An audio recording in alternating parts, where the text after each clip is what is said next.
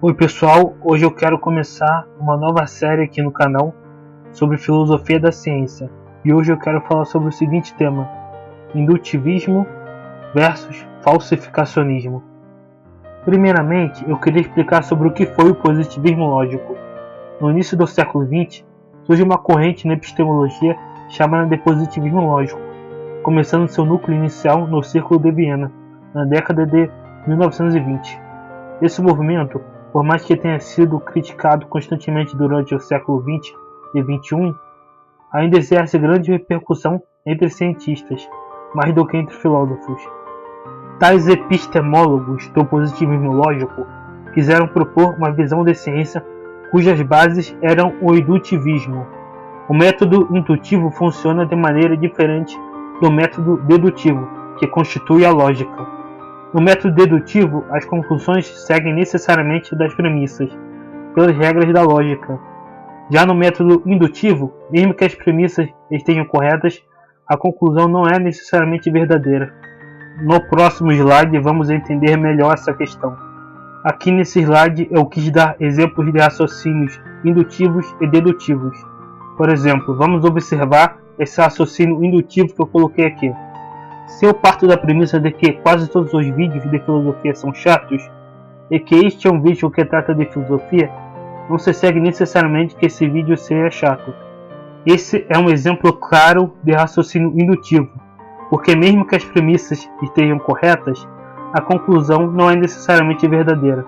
Agora vamos ao exemplo dedutivo. Se minha premissa 1 é que todo homem é mortal, e minha premissa 2 é que Sócrates é homem, necessariamente a conclusão que se segue é que Sócrates é mortal. Nesse caso, é claramente um raciocínio dedutivo, porque não se pode fugir das conclusões lógicas partindo das premissas. Se todo homem é mortal e Sócrates é homem, necessariamente Sócrates é mortal. Explicando melhor sobre o indutivismo.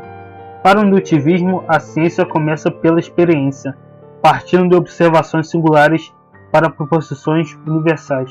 Exemplo: através de observações de metais se expandindo ao serem aquecidos, chegaríamos à lei universal segundo a qual todo metal se expande ao ser aquecido.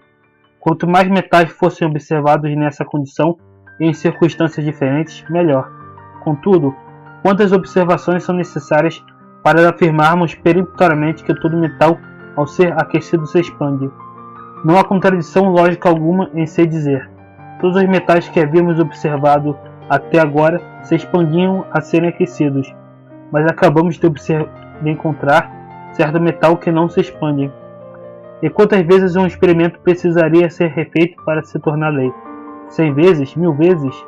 Há certos experimentos em aceleradores de partículas que foram realizados apenas uma ou poucas vezes e nem por isso são menos válidos.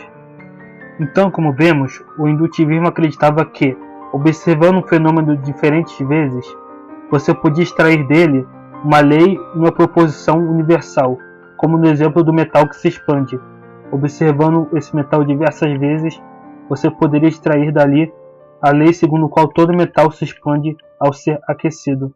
Para o indutivismo, a observação sempre precede a teoria, e a observação teria que ser feita de uma forma completamente imparcial, sem uma diretriz teórica anterior.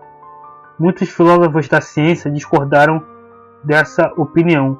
Um deles, Karl Popper, que elaborou o falsificacionismo. Durante o século XX, vários filósofos criticaram fortemente essa noção de ciência, entre eles Karl Popper. Uma das questões atacadas foi a de que a ciência começa pela observação. Segundo Karl Popper, a teoria, mesmo que rudimentar e expectativa, sempre precede a observação. Popper propõe como alternativa ao indutivismo o falsificacionismo. Para ele, as teorias não podem ser provadas através do método indutivo como verdadeiras ou provavelmente verdadeiras, mas são sempre conjecturais, hipotéticas. Mas para uma teoria ser considerada científica, ela deveria ser falseável, isto é, passível de ser provada falsa. Não se pode provar a veracidade de uma proposição geral partindo de observações particulares, mas pode-se falsear uma proposição geral assumindo como verdadeira uma proposição de observação particular. No exemplo usualmente usado, pode-se falsear a afirmação geral de que todos os cisnes são brancos, achando um cisne de qualquer outra cor. Não adianta procurar por cisnes brancos para confirmar minha hipótese, mas deve-se procurar cisnes de outra cor. Então, como vemos, o falsificacionismo propõe que uma teoria é sempre conjectural e hipotética, e para ela ser considerada científica, ela deve ser falseável, isto é, passível de ser submetida a um teste que possa prová-la falsa. Se não podemos comprovar que todos os cisnes são brancos, partindo de observações singulares, podemos, encontrando um cisne de outra cor, falsear uma teoria universal. Então é isso, eu vou deixar na descrição um artigo onde eu explico muito melhor e detalhadamente essa questão. Nos vemos no próximo vídeo dessa série.